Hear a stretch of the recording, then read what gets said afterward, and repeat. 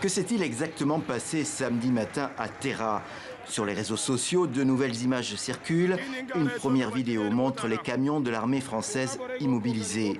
Des barrages ont été dressés pour arrêter le convoi qui se dirige vers la base militaire de Gao. C'est le même qui a été bloqué il y a 10 jours à Kaya, au Burkina Faso. Ici encore, des habitants veulent l'empêcher de traverser leur ville.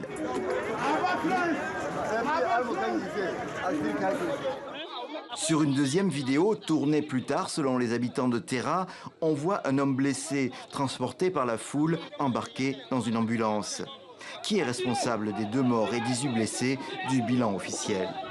Dimanche, une équipe de TV5 Monde avait pu se rendre sur place et obtenir des témoignages accusant l'armée française. Les Français même qui nous a tirés.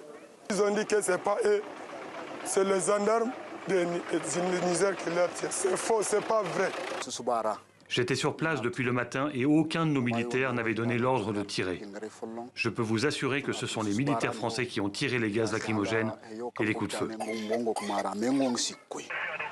L'armée française aussi nous a fourni des images. On y voit certains manifestants s'en prendre aux camions. Les soldats ripostent avec des grenades lacrymogènes, puis des tirs de sommation. Et ce lundi, le porte-parole de l'armée est intervenu sur notre antenne. Il reste prudent sur la responsabilité des tirs. Ces 2 manifestants ont-ils été tués par des tirs de l'armée française ? Je ne suis pas en mesure de répondre à cette question. Ce que je peux vous dire, c'est que les militaires qui étaient présents à Terra samedi matin ont fait face à des manifestants extrêmement violents, comme vous avez pu le voir sur les images qui viennent d'être diffusées. Des manifestants qui voulaient s'en prendre au convoi, qui voulaient piller des camions, qui voulaient détruire le convoi, qui ont blessé des conducteurs civils des camions qui faisaient partie de ce convoi.